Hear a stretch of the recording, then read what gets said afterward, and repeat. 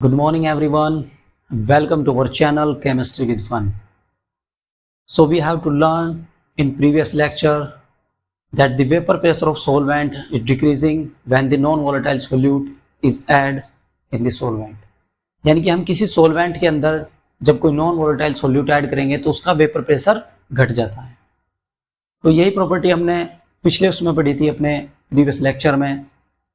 तो इसी decreasing of vapour pressure की वजह से कुछ प्रॉपर्टीज निकल कर आती है। तो ये आपकी चार प्रॉपर्टीज हैं: relative lowering of vapour pressure of solvent, depression of freezing point of solvent, that elevation of boiling point of solvent, osmotic pressure of the solution. ये सब प्रॉपर्टी डिपेंड किस पर करती हैं? जो अमाउंट ऑफ सोल्यूट हमने add की है किसके अंदर? सॉल्वेंट के अंदर। क्योंकि वो जो नॉन वोलेटाइल सोल्यूट ऐड हुआ है उसी की वजह से वेपर प्रेशर घटता है। तो डिपेंड उस पर ही करेंगे जो सोल्यूट उसके अंदर हमने ऐड किया है।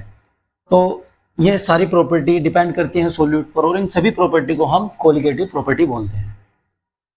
तो पढ़ते हैं अपनी first property, relative lowering of vapour pressure of solvent.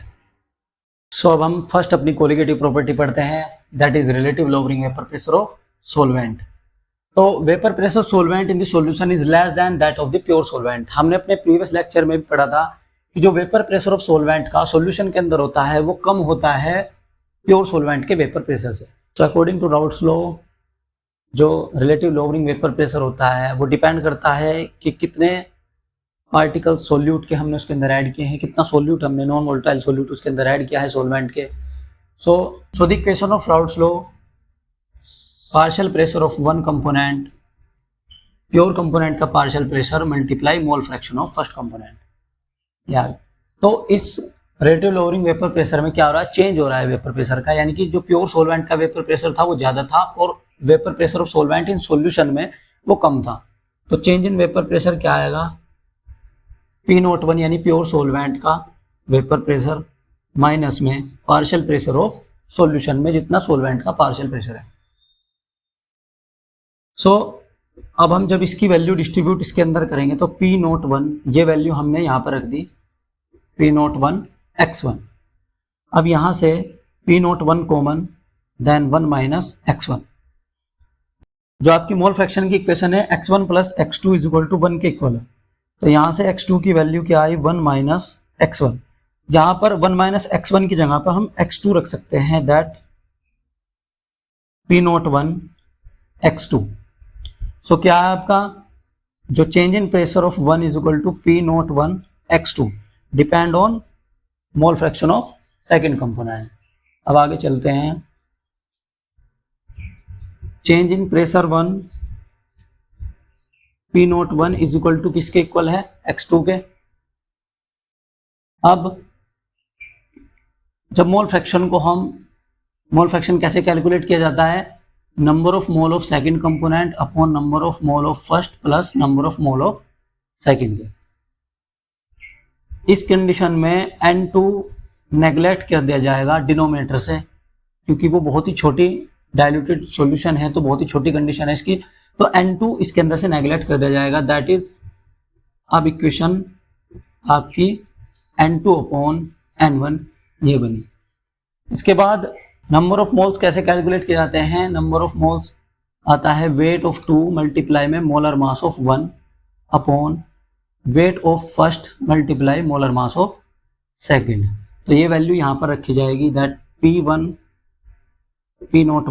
Is equal to weight of second plus molar mass of first upon weight of first multiply molar mass of second. यह आपकी इक्वेशन आई है जिससे हम अब कैलकुलेट कर सकते हैं कितना हमने सोल्यूट का वेट ऐड किया है। वेट ऑफ सोल्यूट भी ऐड निकाल सकते हैं, मोलर मास ऑफ सोल्यूट भी निकाल सकते हैं।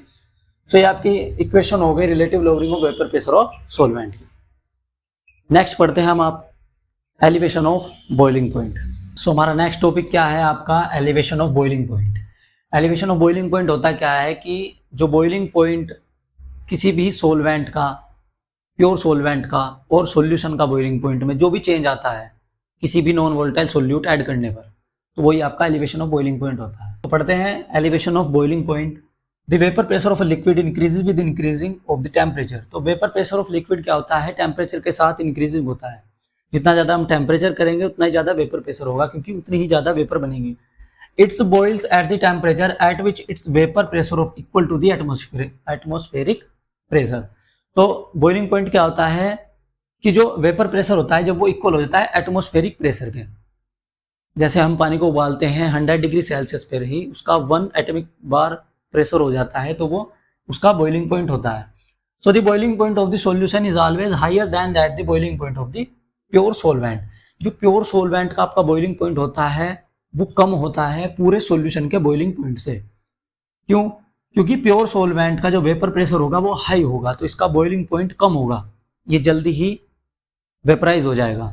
और पूरे सॉल्यूशन जैसे ही हमने नॉन वोलेटाइल सोल्यूट इसके अंदर ऐड किया, एक नॉन वोलेटाइल सोल्यूट की वजह से ही इतना कुछ ऊपर नीचे हो रहा है इसके अंदर बॉइलिंग पॉइंट में, फ्रीजिंग पॉइंट में चेंज।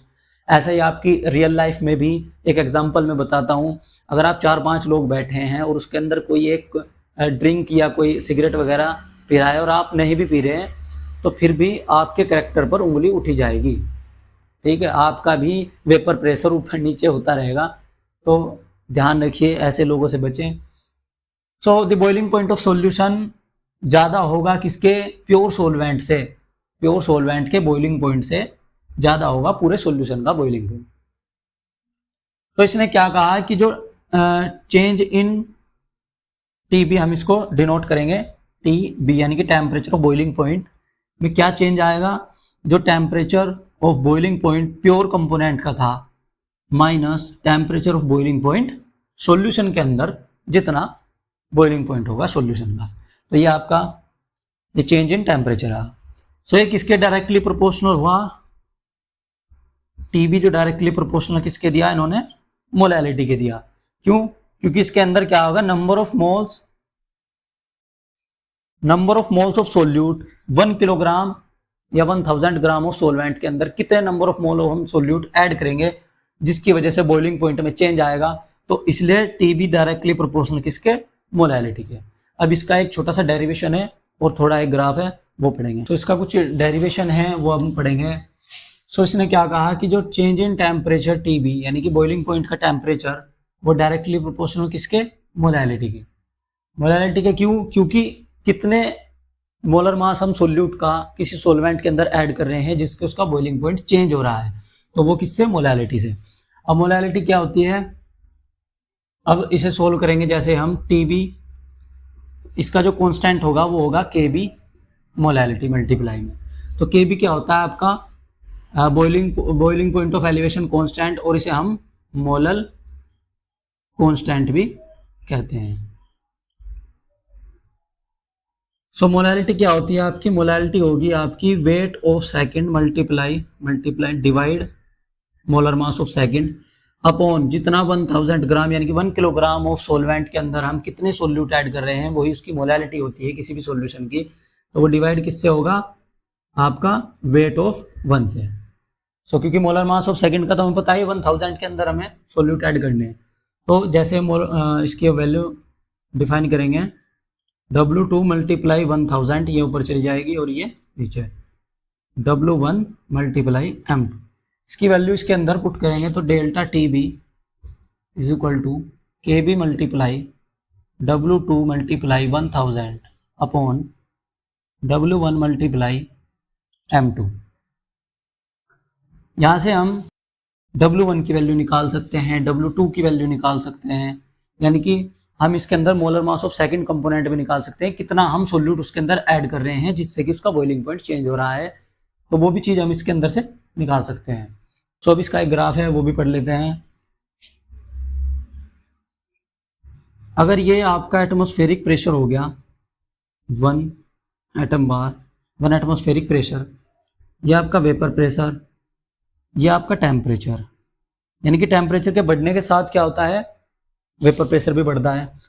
सो अगर सोलवेंट का वेपर प्रेशर हमने यहाँ कैलकुलेट किया सोलवेंट का, और सॉल्यूशन का वेपर प्रेशर उससे ज़्यादा है तो वो उससे ज़्यादा होगा आगे। सो ये जो चेंज आया डेल्टा टीबी, ये हुआ आपका एलिवेशन ऑफ बॉइलिंग पॉइंट, यानी कि बॉइलिंग पॉइंट में कितना चेंज आया वो। अब ये आपका हो गया किसका, सोलवेंट का बॉइलिंग पॉइंट, ये आपका हो गया पूरे सॉल्यूशन का बॉइलिंग पॉइंट। तो ये तो हो गया आपका टी नॉट बी यानी कि सोलवेंट का प्योर बॉइलिंग पॉइंट, और ये हो गया आपका टी बी। और ये आपका हो गया चेंज, कितना चेंज आया यहां से यहां तक, जो चेंज आया एलिवेशन हुआ बॉइलिंग पॉइंट में, यही आपका एलिवेशन ऑफ बॉइलिंग पॉइंट होता है। सो आपकी दो कोलिगेटिव प्रॉपर्टी हमने कंप्लीट कर दी। नेक्स्ट दो हम अगले लेक्चर में पढ़ेंगे। वीडियो को लाइक करें, शेयर करें और चैनल को सब्सक्राइब करें। Thank you. जय हिंद, जय भारत।